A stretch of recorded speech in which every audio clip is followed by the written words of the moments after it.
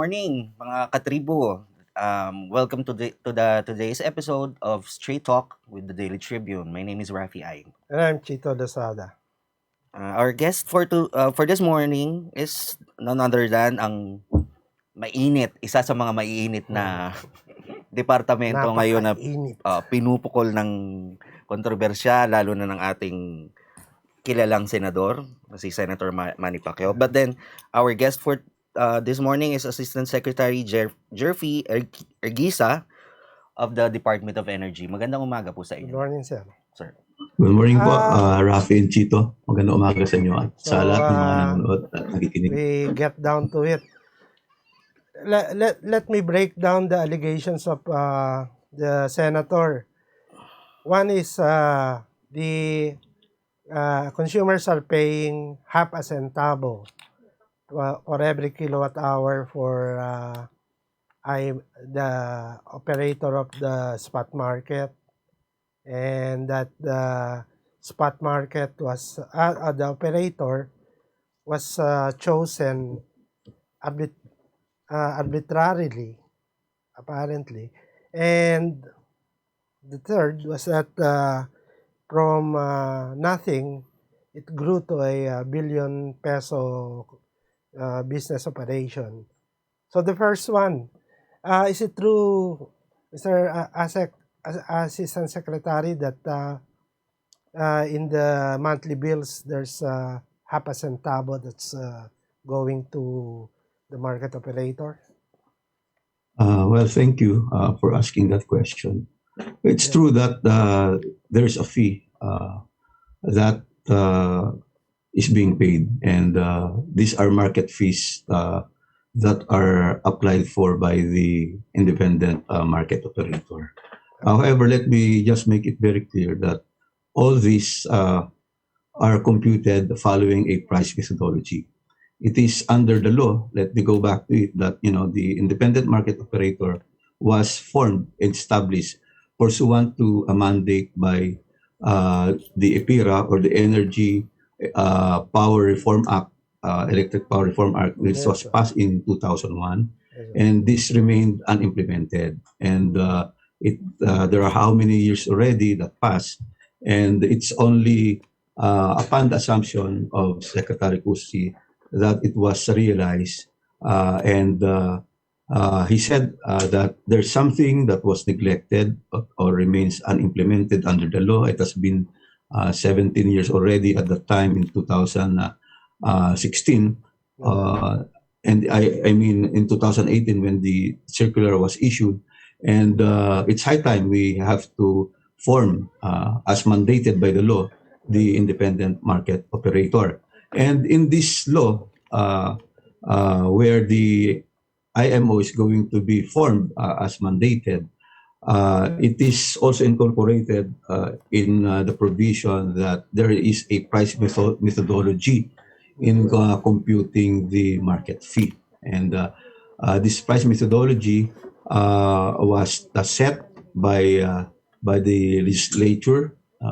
It's part of the law, and it is going to be finalized by the Energy Regulatory Commission based on the economic conditions, economic situations, and economic needs, and the survival and the operations, the administration of the independent market operator. So what I'm trying to say is we have a formula that was set by the law, and it was examined, studied by the IRC, and it's being implemented based on the standards that was set.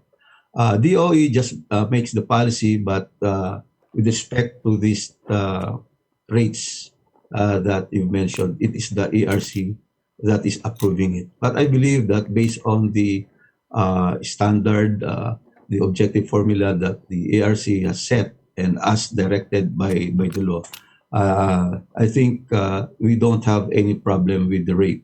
As a matter of fact, let me add that when the IMAP or the IMO was created or formed, the rates went lower than before. it was created. So, Sir, legal naman pala yung sentimo na yun. Yeah. Nasa batas. Yes, it, Nasa it batas is siya. part of the law. So, if there's any criticism about it, then if they think there's a gap in the law, I think the best thing to do is to put in the law exactly how how they think that the rate could be lowered. But we need a legislation, or we can direct the ARC to use another formula. That's how it's going to happen because it's delegated to the ARC. Yung choice naman po nung IMAP mismo, yung Opo. Yes. bidding Well, process. what Senator Pacquiao was insinuating or saying was that there was no public bidding. No public Now, as I've bidding. said, going back to the law, the word used by the law is forming the independent market operator or establishing the independent market operator. Hindi ho siya bidding, no? And to implement the law, the Department of Energy came out with a policy framework on how it is going to be formed. At pinalabas po ang Department Circular or DC 2018-001 002 on establishing the transition to the independent market operator. So may standards po na naset ito on how it is going to be done. And going back to the deliberations of the Joint Congressional Commission on Power noon, no? They discussed whether or not bidding is required. And lumabas po sa records noon sa draft ng batas natin that bidding is not required. And what they're saying is that it is going to be formed, and the meaning of the word form should be construed liberally. So wala pong public bidding na requirement under that. Okay, pero private concern po yung IEMOP. Opo, kasi ayun po ang nakalagay dun sa policy framework. It's going to be a non-profit, non-stock private corporation. Kasi po, hindi rin ho siya pwedeng maging GOCC o public corporation. Kasi there are two ways to form a public corporation o GOCC. Number one, through the GCG. Pero may requirement dyan na more than 50% ang ownership or stake ng government. Which means this is contradictory to the concept of the IMO. Kasi ang IMO po, Independent Market Operator, should be independent from the government. So we have two contradictory things. If we make it GOCC, hindi siya magiging independent. So therefore, to be independent, it has to be a private, non-stock, non-profit corporation. Pero non-stock, non-profit, kasi walang profit po ito. Ang ginagamit lang nila dito sa operations, yung sa market fees. And if there are excesses for a particular year, it is going to be used in the next year. Number two, one way of forming a government-owned corporation is through an enactment of the Congress, no? Nakalagay ko sa Constitution yan. But if Congress at that time, when they delegated that authority for the DOE and the stakeholders to form the independent market operator, dapat ginawa na nila. They should have already created through a special charter a GOCC on the independent market operator, which Congress did not. So totally, the formation of the independent market operator was totally delegated to the Department of Energy with the cooperation or with the joint endorsement of the electric power industry stakeholders. Okay, sir. Yung lastly po, yung sa lumaki raw po ang market operator from 7,000 worth na paid nag-paid up capital, bigla pong naging billionaire. Bigla billion sila. peso business. Company. Opo. Alam niyo po, when you create sa nakalagay nga doon, it's a private non-stock non-profit corporation, and it should be a private corporation. The model, how the IMO was created, was similar to the creation of the transitory market operator, the PEMC. So the PEMC, the Philippine Electric Market Corporation, was formed through also an incorporation. Ito naman, ang what the IMO is doing is merely to administer and operate the market operations. It does not own any property. And under the law, once it established the functions, assets, and liabilities of the transition market operator is transferred to the independent market operator. Kasi may 4 stages ho lang Okay. before we have that independent market operation under the law. Number one, ang unang ginawa dyan is to compose the OSM market body or group, composed of the stakeholders. And this was done by DOE. Number two is to promulgate the rules on how to run the OSM. And ginawa yan ng DOE and the stakeholders. The third one, pag you have the rules already, you have the body, then you create the temporary or the transition market operator, which was the PMC.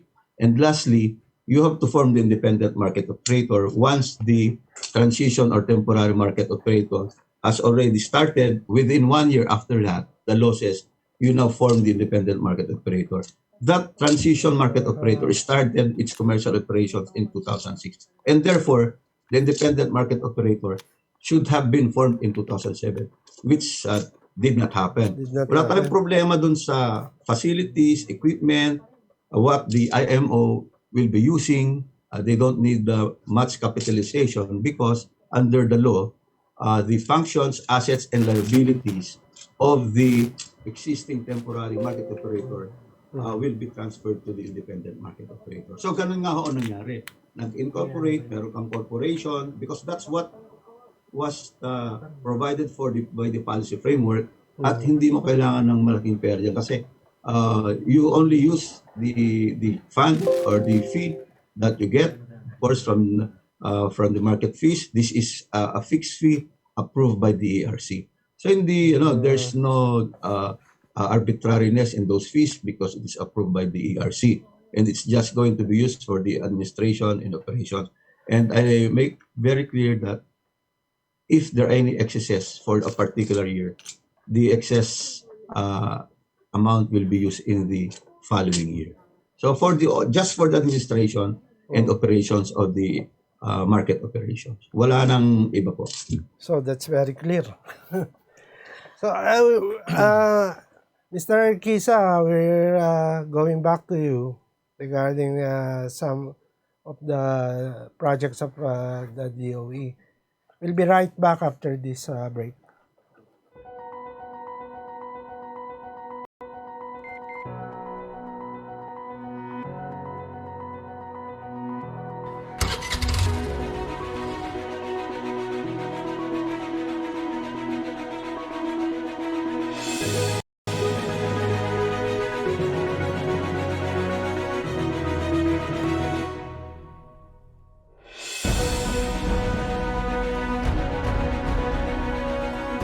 Iba ng panahon, ang dami ng bago ngayon. Pati ang mundo natin, well, nagbago na rin. Buti ang bayan, bigger, better na. You can buy it sa centers, pati sa mga parties, may online pa at app. You can buy it with your fingers, still phone remittance and more. Online shopping, you can buy it all. Di magpadala, you can buy it all. Anumang pera transaction, you can buy it all. Sabayan ang pagbabago ng mundo for all your pera transactions, all new Bayan.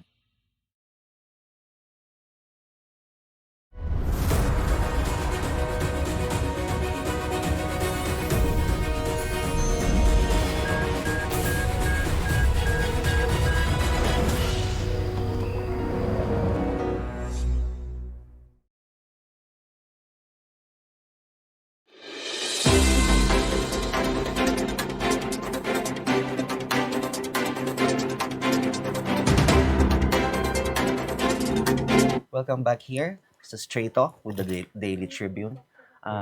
Balikan po natin ang ating guest na si Assistant Secretary Gerphy Erguiza. Sir, Yes.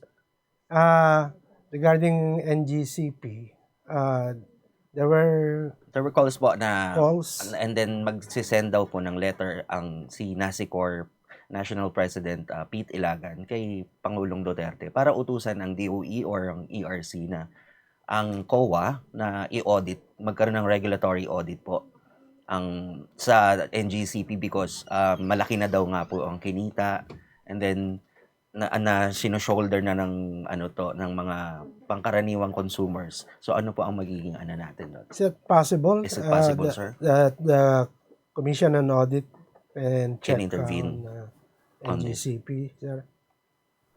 Yes, I talked to Mr. Pitilagan about this, and he confirmed that a letter was indeed sent to the office of the president, and we were advised of that letter also.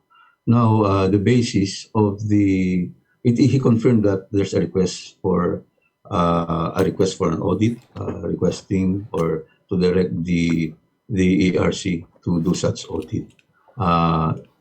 Historical wise, he told me that this was done sometime in 1997 also, and in 2008 when the COA was requested to make an audit sa Meralco. And now they are requesting an audit of NGCP. No? Kasi as alleged at sinabi ni Mr. Pitilagan, and they said that it was mentioned by the Senator Antiveros that in the financial expenses of NGCP, lumalabas daw na around 4+ billion ang expenses for publicity and entertainment. So, and secondly, sinabi niya na as of now, currently, siyempre matagal na, still the ROI of NGCP is 43%. So they want an audit so they will be able to determine what is allowable and not allowable, because yung pang-allowable expenses kasi it is passed on to the consumer. So at the end of the day, it is the consumers who are shouldering the expenses. So they want that audit para malaman what is allowable and not allowable. And the ball is rolling already. I confirm that the letter was indeed already sent. So what will be the process, sir? Dadaan pa sa ERC or diretso na sa COA? Well, because the regulatory body here is ERC, I think it's Right. proper also that the ERC should be involved in the process. Sir, do you believe that the president will heed the call of Pete Ilagan for this request? Well, I cannot speak audit. in behalf of the president, but it was confirmed that the letter was sent to the office of the president. So the DOE supports this if ever a COA audit on NGCP. Well, the mandate of the DO is to see to it that the interest of the consumers is protected. So anything that will protect and that is for the best interest of the consumers, the DO is behind it. Ang problema, wala kayong enforcing power. Ang ERC ata meron. Silang regulatory body, and the DOE is more on the policy Policy-making. directions. Yun na problema. I will suppose na may moves din na i-amend yung law creating DOE or something para magkaroon ng teeth. Yes, and it's among the part of the list that's being recommended by DOE in the assessment and review that we have done in the department. Mhm. Mawawala ang ERC parang gano'n? Or And I mean, the how to enforce, how to see to it that the policies that are being passed or issued will be strictly followed. I see. On the part of DOE, there should be a clear mandate also on what the DOE could do. But on the part of BRC, it has its own mandate. The DOE does not want, of course, to prejudice or take over these functions of the ERC. okay. So how soon do you see the COA audit will take place? Well, we hope that it should happen as Kasi soon as 1 year. possible. 1 year na lang. Yeah, because as explained to us, it already happened in the past, and it is a practice that was done already. So it is acceptable so far as we are concerned.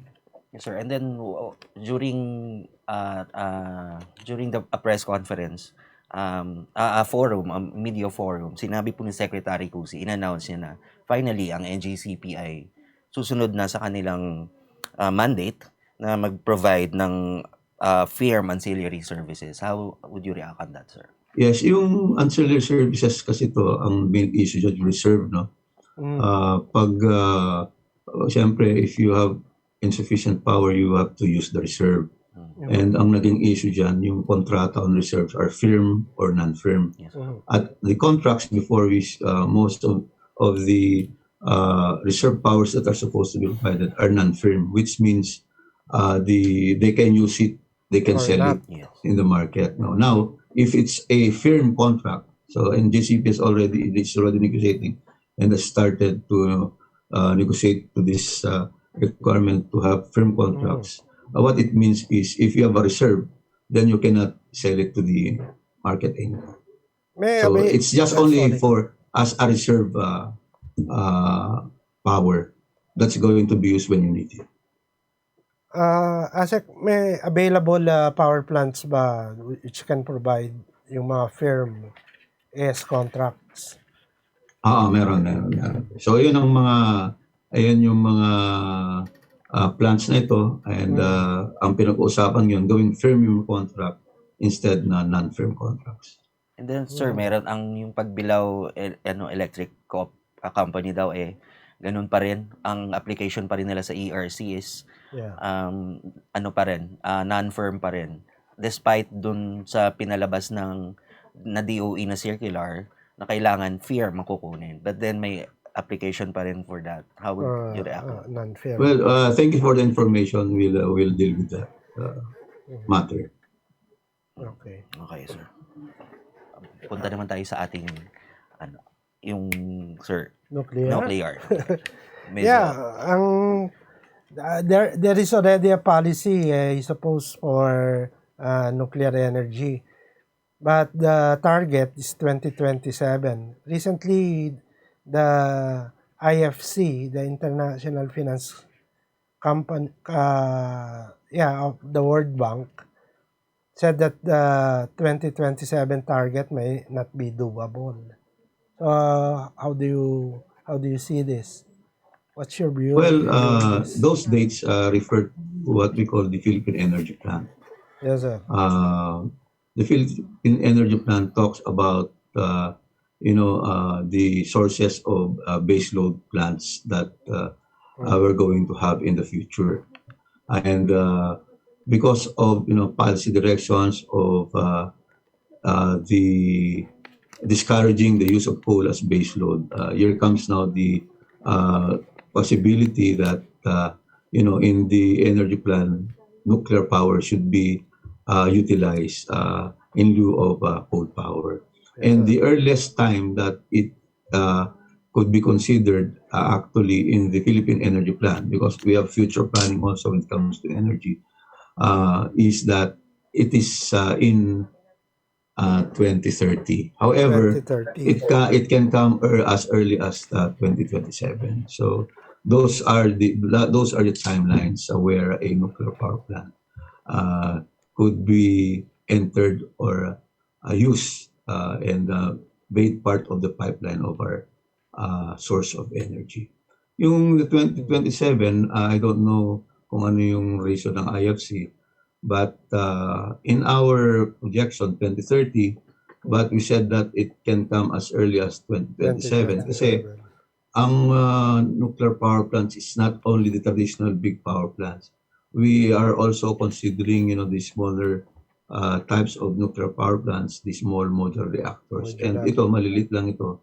And it's doable to have it earlier, most especially dun sa mga off-grid areas natin. When we say off-grid areas, these are those where they are not connected to the main grid or the transmission lines. Independent ito dun sa integrated line natin of our electric power. So that's 2027. The modular. Because the small modular reactor nuclear power plant will be more doable. At the same time, as a proof of concept, mas mabuti ito muna for the people to experience and see it that it is really a good source of power. It is safe, consistent with international standards. Is it reliable, sir? Yung mga ganong Oh, and conventional. nuclear really is among the most reliable, if not the most reliable, kasi ang nuclear can even perform 100% efficiency. Although in practice ginagawa nila 95 to 98%, ang coal-fired is mga 80 to 85% ang efficiency. And you can run that 24/7, just like the coal. Kaya lang, coal is discouraged because of gas emissions, the climate change. And we have all the countries all over the world working together. We have the Paris Treaty, where the countries made a commitment to lower their gas emissions, carbon emissions. And one huge source of carbon emission is the coal-fired power plant. So this in worldwide, the utilization of coal as a source of power is now being discouraged. So we are really seriously considering the entry of other sources of power. Also, of course, based on the concept that we should not put our eggs in one basket. And nuclear is among the most reliable, secure source of power. It's indicative of economic success. It's among the 12 economically successful countries. Ito lahat meron silang nuclear power. Of course, one country which will say does not have nuclear power, but it had nuclear power before when it was taking off economically was Germany. But Germany, although it is relying on renewable power, it is connected to the European grid, and France sells nuclear power, so connected sila doon. So still, Germany is using nuclear power coming from other countries. Okay, Asek Erguiza. I hope we can have more time with you. Maybe we can invite you to subsequent programs of Straight Rock. Yes, So, yes. Prepare yourself. Maraming salamat, sir, for the time. Thank you very much, Rafi. Thank you very much, Chito. So I hope to see you again. Thank you. Thank you. So this is Chito Losada And and I'm Rafi Rafi. Ayeng for For today's Straight Talk. Thank you. that's right.